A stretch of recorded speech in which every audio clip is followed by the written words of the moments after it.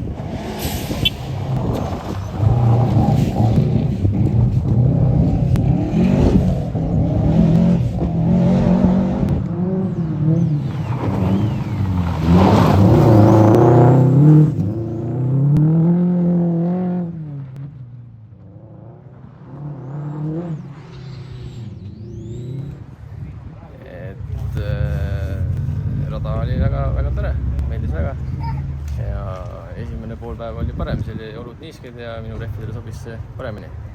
Teine pool oli kuiv ja siis minu rehvid ei töötanud nii, nagu nad oleks võinud.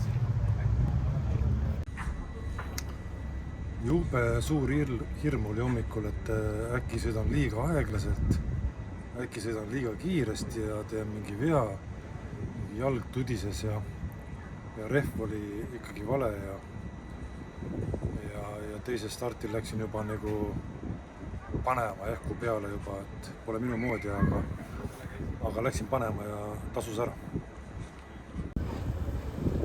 No sõidu kohta oli see, et eks kõvasti oli riskimist, kuna rajapidamine oli ikka nii vahelduv, et pidi kõvasti riskima, aga Ülearu muidugi ei saanud riskida, aga raja kohta oli see, et eks ta üks paras auto lõhkumine oli, et nii palju oli selliseid löökauke, kus omalgi natukene oli kahju, kui sealt pidi läbi sõitma.